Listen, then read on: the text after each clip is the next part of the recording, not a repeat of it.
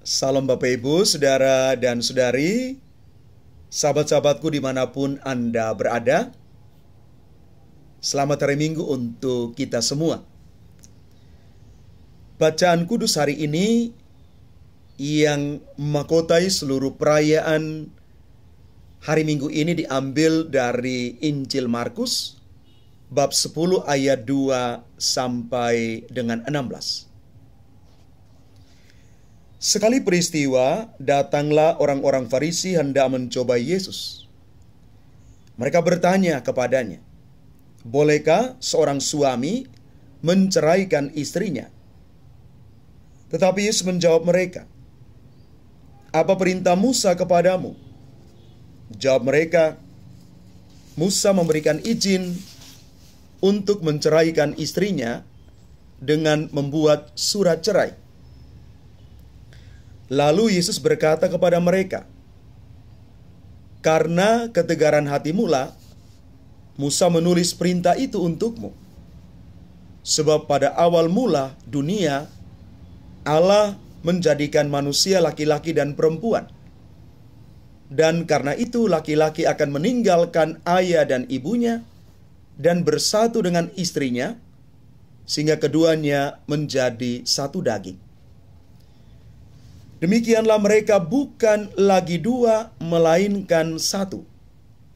Karena itu, apa yang telah dipersatukan Allah, janganlah diceraikan manusia." Setelah tiba di rumah, para murid bertanya pula tentang hal itu kepada Yesus. Lalu Yesus berkata kepada mereka, "Barang siapa menceraikan istrinya, lalu kawin dengan perempuan lain, ia hidup dalam perzinahan terhadap istrinya itu. Dan jika istri menceraikan suaminya, lalu kawin dengan laki-laki lain, ia berbuat zina." Lalu orang membawa anak-anak kecil kepada Yesus supaya ia menjamah mereka.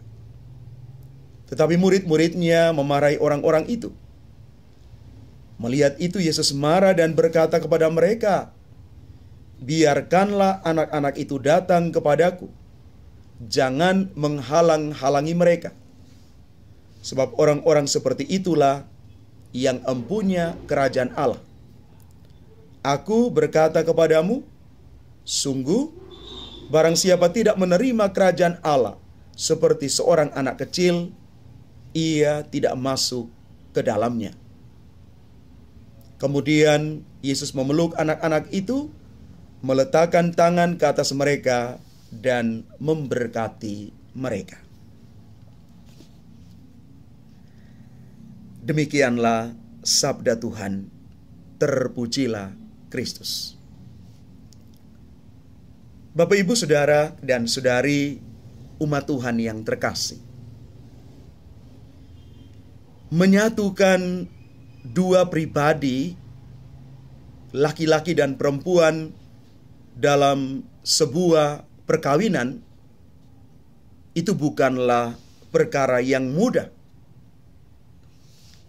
Karena mereka memang berbeda dalam banyak hal, seperti sifat, perasaan, pembawaan, dan karakter. Perbedaan-perbedaan ini bahkan bisa menimbulkan konflik, bahkan konflik yang berkepanjangan yang mengancam keutuhan keluarga. Apabila masing-masing berkeras hati di dalam egonya dan tidak mau menerima pasangannya dengan segala kelebihan dan kekurangan. Kenyataan ini akan menjadi semakin parah jika mereka juga tidak memiliki pengetahuan dan pemahaman yang tepat tentang perkawinan Katolik itu. Tidak baik kalau manusia itu seorang diri saja. Aku akan menjadikan penolong baginya yang sepadan dengan dia. Beranak cuculah dan bertambah banyak, penuhilah bumi dan taklukkanlah itu. Sejak awal penciptaan, Tuhan sudah menghendaki persekutuan laki-laki dan perempuan dalam satu ikatan perkawinan yang bersifat tetap dan tidak terceraikan. Ciri khas inilah yang semakin dipertegas oleh Yesus sendiri ketika dia menanggapi pertanyaan orang-orang Farisi tentang perceraian. Apa yang dipersatukan oleh Allah tidak boleh diceraikan manusia. Sikap Yesus yang tegas ini mau menunjukkan kepada kita bagaimana persekutuan laki-laki dan perempuan di dalam perkawinan itu adalah sakral. Sikap Yesus ini sangat keras. Sementara para rabi mengizinkan suami boleh menceraikan istrinya dalam keadaan tertentu, Yesus justru mengajarkan bahwa perceraian itu adalah tindakan yang berlawanan dengan kehendak Allah. Setia selamanya merupakan satu tuntutan, bahkan tuntutan yang mutlak, sekaligus komitmen yang tinggi yang harus dimiliki oleh pasangan suami istri di dalam perkawinan. Inilah rahmat yang dianugerahkan Tuhan kepada suami istri. Rahmat ini tidak akan sia-sia jika pasangan suami istri berani bersikap seperti anak-anak yang digambarkan di dalam Injil hari ini, yakni memiliki hati yang terbuka, sederhana, menerima secara positif kelemahan sendiri, dan membiarkan kekuatan Allah itu berkarya di dalam diri pasangan demi kebahagiaan dan kesejahteraan bersama. Di atas segala-galanya, kasih Kristus itu adalah dasar hidup suami istri. Keluarga mereka pasti kokoh, kuat, dan tahan banting terhadap berbagai masalah yang mereka alami. Bapak, Ibu, Saudara, dan Saudari yang terkasih, jikalau bukan Tuhan yang membangun rumah, sia-sialah usaha orang yang membangunnya. Maka tiap pasangan pasti memiliki kelebihan dan kekurangan.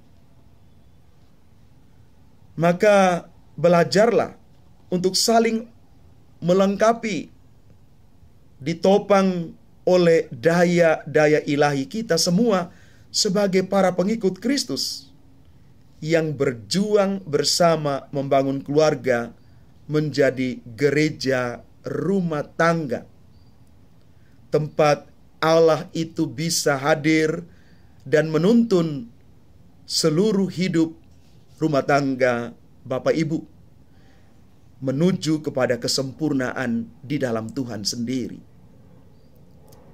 Bapak, Ibu, Saudara, dan Saudari yang terkasih,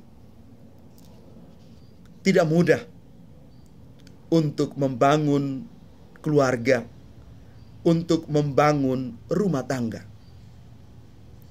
Tetapi Santa Teresa dari kanak-kanak Yesus mengatakan ini kepada kita semua, bahwa perkawinan yang bahagia itu adalah hasil dari cinta sejati, pengertian, dan pengampunan di antara suami dan istri.